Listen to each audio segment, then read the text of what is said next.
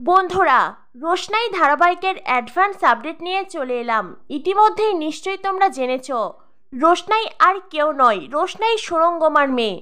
কিন্তু কি করে সেই সত্যি সামনে এলো, এইবার সেই আপডেট দিতেই চলে এলাম।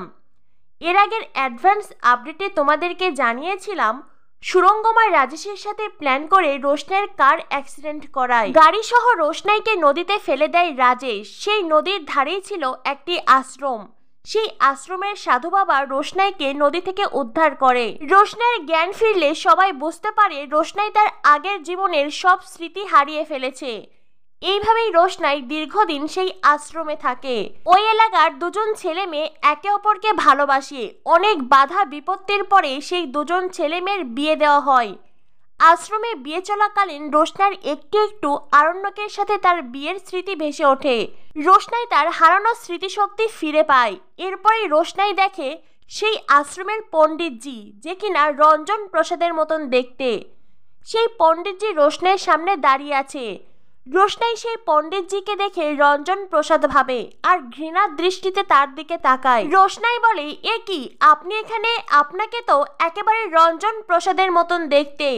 পণ্ডিতজি তখন রোশনাইকে বলে, আমি হলাম আসল রঞ্জন প্রসাদ, আর তোমরা যাকে রঞ্জন প্রসাদ বলে জানো সে হলো আমার যমজ ভাই। কথাটা শুনে রোশনাই অবাক হয়ে যায়। এরপরেই আসে সুদর্শনার প্রসঙ্গ। রোশনাই বলে, সুদর্শনা আমার মা। আপনি আমার মাকে কি করে জানেন? তখনই রোশনাইয়ের বাবার আর বুঝতে বাকি থাকে না, এই হলো তার মানে তার মেয়ে, যে কিনা সুদর্শনার কাছে বড় হয়েছে। এরপরেই রোশনাই তার বাবার কথা জানতে পারে তার পিতৃ পরিচয়। রোশনাই তার বাবা অর্থাৎ আসল রঞ্জন প্রসাদকে জড়িয়ে ধরে। এরপরেই যেটা রোশনাই জানতে পারে, সেটা জানার পরে রোশনাইয়ের মাথায় যেন আকাশ ভেঙে পড়ে। তার পায়ের তলা থেকে মাটি সরে যায়। রোশনাই জানতে পারে সুদর্শনা তার মা নয়, বরং সুদর্শনা তার মাসি। সুরঙ্গমা হলো তার আসল মা। কথাটা শুনে রোশনাইয়ের পুরো পৃথিবী উলটপালট হয়ে যায়। সুরঙ্গমার মতন এমন নিকৃষ্ট একজন মানুষ তার মা, এটা ভেবেই রোশনাই কাঁদতে থাকে। রোশনাই বলে, সুরঙ্গমা আমাকে জন্ম দিলেও আমি বিশ্বাস করি সুদর্শনাই আমার মা। আমি সুরঙ্গমাকে মা হিসেবে মানি না। কিন্তু রোশনাইয়ের বাবা রোশনাইকে বোঝায়, এই পুরো পৃথিবীর কাছে সুরঙ্গমা যে মুখোশ পরে আছে সেই মুখোশ খুলতে হবে। সুরঙ্গমার আসল সত্যি সবার সামনে আনতে হবে। রোশনাইও তার বাবার হয়ে বদলা নিতে রাজি হয়। এই সুরঙ্গমার জন্য তার বাবা এতদিন নাম যশ খ্যাতি সবকিছু ছেড়ে সন্ন্যাসী জীবনযাপন করেছে। এই সুরঙ্গমার জন্য তার মা সুদর্শনা সে আত্মহত্যা করেছে। তাই সুরঙ্গমাকে সে কিছুতেই ছাড়বে না, তার সত্যি সবার সামনে আনবেই। এরই মাঝে রোশনাইয়ের বাবা রোশনাইকে আবারও নতুন করে নাচ শিখায়। নতুন নামে রোশনাই আবারও নাচের জগতে বেশ জনপ্রিয়তা লাভ করে। আর এই সব কিছু দেখে আরণ্যক, সুরঙ্গমা, গরিমা সবাই অবাক হয়ে যায়। এর কিছুদিন পরেই দেখানো হয় সুরঙ্গমা আর নীলাব্জর বিবাহ বার্ষিকী। আর সেই পার্টিতে আসে রোশনাইয়ের বাবা আর রোশনাই, নতুন নামে নতুন পরিচয়ে। যেটা দেখে সুরঙ্গমার মনে ঝটকা লাগে।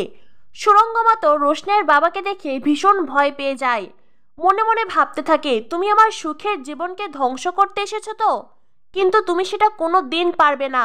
বরং তুমি আজ দেখবে আমি আমার স্বামীর সাথে কতটা ভালো আছি। এরপরে সুরঙ্গমা তার স্বামী নীলাব্জকে বলে, নীলাব্জ, তুমি আমাকে কি সারপ্রাইজ দিতে চেয়েছিলে? নীলাব্জ বলে, হ্যাঁ সুরঙ্গমা, আজ তোমার জন্য আমি বিশেষ একটি সারপ্রাইজের আয়োজন করেছি। আপনারা সবাই নিশ্চয়ই সেই সারপ্রাইজের জন্য অপেক্ষা করছেন। আরণ্যকের পুরো পরিবার, সেই সাথে সুরঙ্গমার সোসাইটির সব লোকজন, সকলে ভীষণ এক্সাইটেড এই বিবাহ বার্ষিকীর সারপ্রাইজ নিয়ে। সুরঙ্গমার নীলাব্জ তারা কেক কাটে, একে অপরকে কেক খাইয়ে দেয়।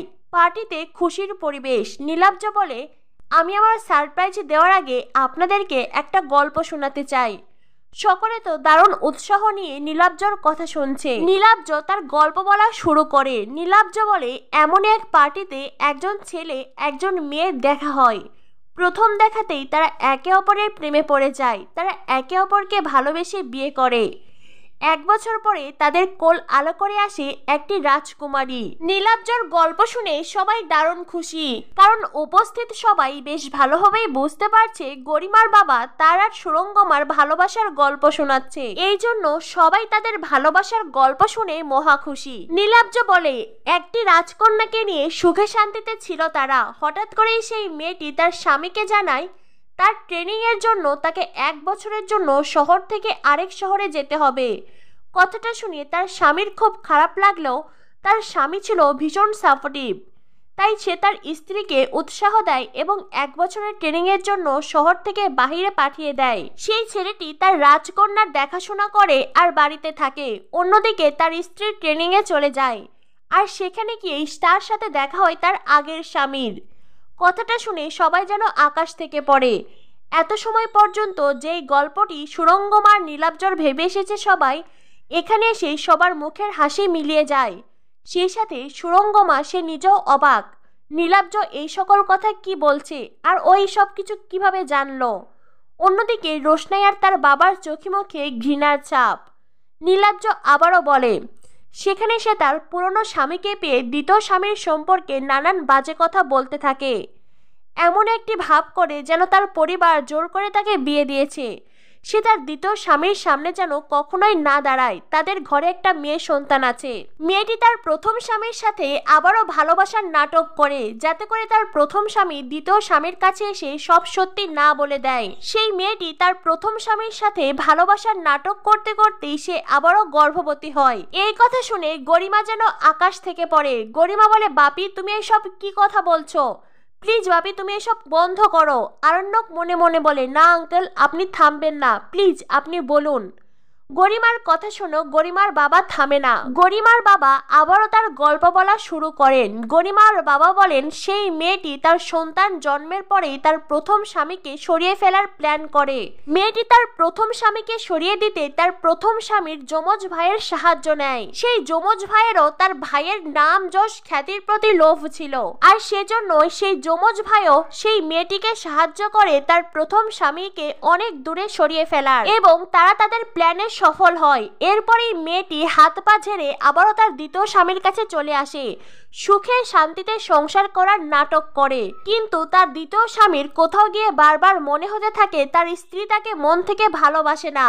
একথা শুনে সুরঙ্গমা যেন আবারও আকাশ থেকে পড়ে। নীলাব্জ বলে, মেয়ে সন্তান আর সমাজের কথা ভেবে তার দ্বিতীয় স্বামী মুখ বুজে সবটা সহ্য করে তার সাথে সুখে থাকার নাটক করে, আর তার প্রথম স্বামীর সন্তানকে অ্যাডপ্ট করে সেই মেয়েটির আরেক বোন। সেই বোনের পরিচয়ে মেয়েটি বড় হয়, আর যখন সেই মেয়েটি জানতে পারে তার সন্তান তার বোনের কাছে বড় হয়েছে, তখন থেকেই সেই মেয়েটি সেই সন্তানের পিছনে উঠে পড়ে লাগে, বিভিন্নভাবে তার ক্ষতি করতে চায়।